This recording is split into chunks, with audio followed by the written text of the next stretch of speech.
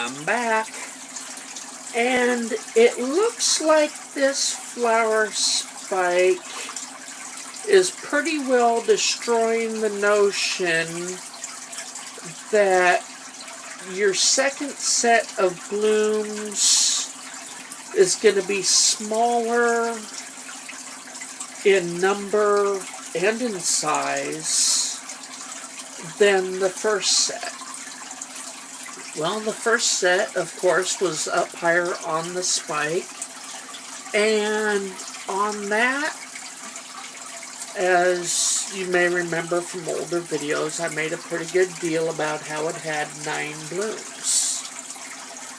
Well, the point of that was to debunk this theory that the next one will have, well, in this case, it should have had less than 9 according to the theory. But I've already got 5 open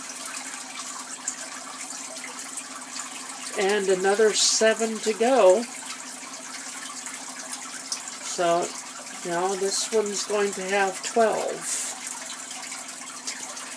And I didn't measure with the measuring tape or anything, but the blooms don't appear any smaller to me than the first ones. So I don't only have more blooms, but they're not any smaller. Not to my eye. Like I said, I didn't put a measuring tape up to them. So, yeah, this has got all of its buds out, so it looks like we're going to have 12 flowers this time. A full dozen on an extension where the original blooms numbered 9.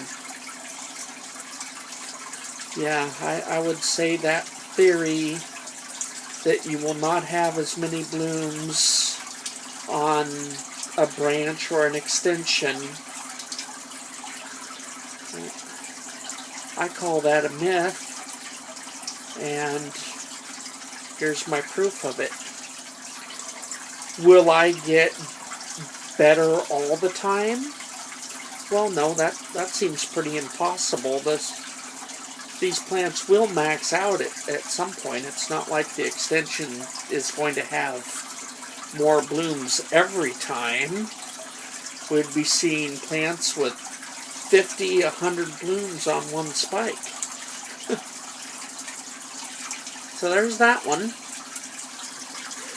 And its companion, how do I want to film the companion? I think I want to, has got, I forgot to move the fish food. Oh well, my fish need to eat, and something hit the floor. But this one looks like it's going to have, 9, 10 blooms. It's finishing up, and it's going to start opening. It's another white one. But instead of a yellow center, this one's got a red accents inside. And of course, it's little short roots. Yep, short roots. I think after it's done blooming, I'm going to go ahead and give it a repot.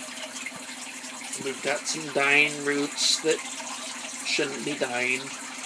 They're nowhere near old enough. There's just no good reason that those roots should be dying. So I think I'm going to go ahead and let it bloom. And then,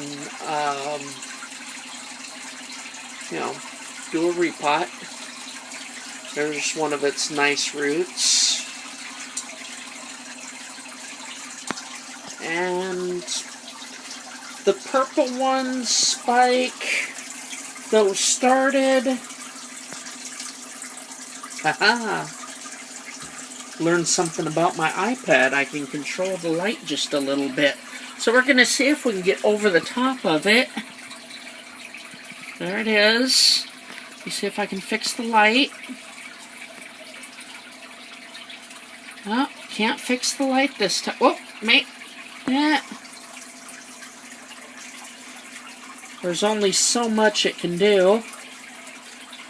It's not working. Okay, well, you might have got a glimpse of the little short spike there.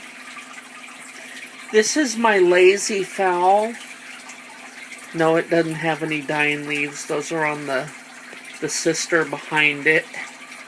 I think I got some cold damage is why they're doing that. Right by the window there, and it's getting cold. This black thing is a refrigerator. I'm sure it's leaking out a certain amount of cold. I'm trying to touch the side of the fridge, and that is, definitely cold. So, oops. Put your fingers over the eye of the camera. Yeah, that'll work great.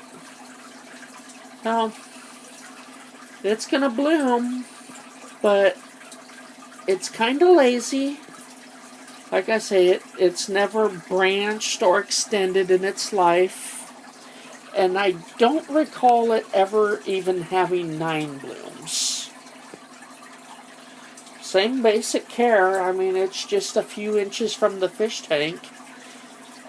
It is sitting by the fridge. But same basic care, and aside from extremely old media, I don't know any other reason outside of genetics of why it shouldn't bloom. Just as good as everybody else. But it doesn't branch, it doesn't extend, and its blooms are a little bit bigger, I would say. But, you get like, I don't know, I might see about 7 blooms on this one. And that's about it. That'll probably be it. It'll put out its initial flush of blooms. And then say I'm done and maybe grow a leaf. Lose a leaf first, then grow a leaf. My lazy plant. Okay. Talk to you next time.